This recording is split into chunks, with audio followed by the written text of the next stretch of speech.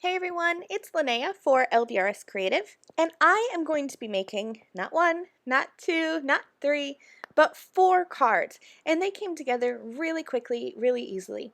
If you know me, you know I love clean and simple cards that are easy to mass produce.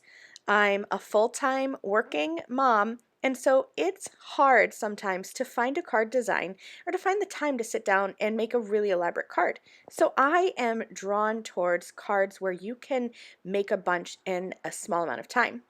And I really love techniques like what I'm going to show you today, where you can take one A2 background and create 2 cards in just a couple of minutes.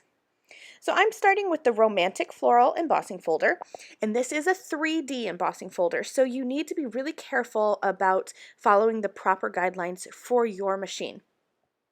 I like to spritz the back of my cardstock that I'm embossing. It really just helps the fibers in the paper spread out more and lets that embossing folder press into the fibers and spread them apart, which gives you a deeper and better looking impression. Now I'm using a Spellbinders Platinum 6, so I'm following their guidelines, just the base plate and then that gray adapter plate for the 3D embossing folder.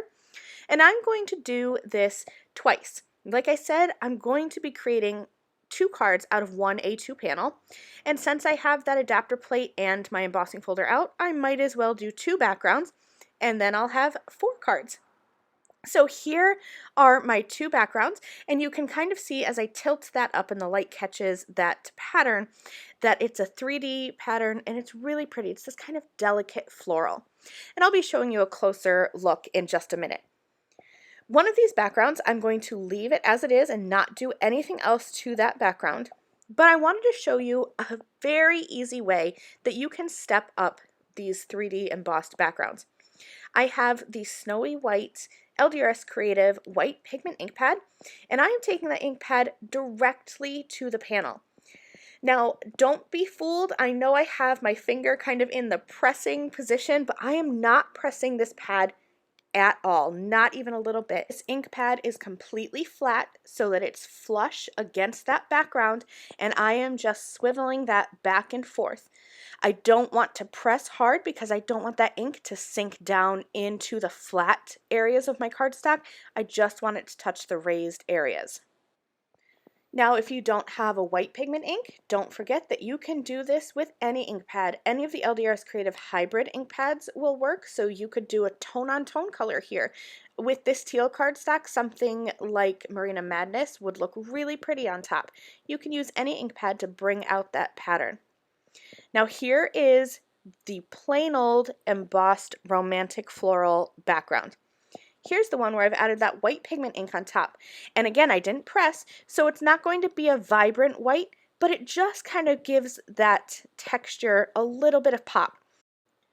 All right, so now let's take this one background and turn it into 2. Now I have already trimmed down this panel a little bit, so it's 4 inches by 5 1/4, and I'm going to take this over to my paper trimmer and cut it at 2 inches. So I'm going to have a 2-inch panel and a 3 1/4 inch panel for each background. You can do this at any measurements. This is just what I thought would look best on my card. I'm going to bring in a few card bases and kind of give you an idea of my layout. I'm going to take the taller piece and put that at the top of one card, and then use the smaller piece at the bottom of another card. And just like that, I'm going to have 2 backgrounds out of one panel. I love doing this when you have a stamped background or an embossed background. It's a really easy way to create 2-for-1 cards. I've taken the Hugs word die, and I have cut the Hugs word from white cardstock 8 times, and then I've cut the shadow 4 times from vellum. I'm going to be stacking the Hugs word so that it's 2 layers thick. That just gives a little bit more stability, and then I will glue that onto the vellum background. And I'll do that 4 times so that I have a sentiment for each of my cards. I just love this little Hugs word die. I think it's absolutely adorable, and you can use it on so many cards. Now that hugs word would be perfectly fine all on its own, but I wanted to go the extra mile and add a stamped sentiment that coordinates with that hugs word. So I have this Sending My Love stamp set, and this does have a coordinating die set if you're interested, but I'm going to be stamping directly onto the card base. So for the cards, the two cards with the smaller panel at the bottom, I have the hugs lined up on the right side, and I'm going to be stamping a sentiment over on the left that says, I believe in you and your dreams. So I'll stamp that, and then I'm also going to bring in that larger panel that's going to go up at the top. Again, I have the hugs off to the right, and I'm going to be stamping, you have a kind and compassionate heart.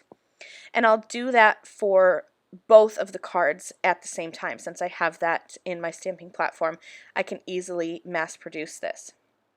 So here's how my card is going to be arranged. I'm going to add some foam tape behind this embossed background.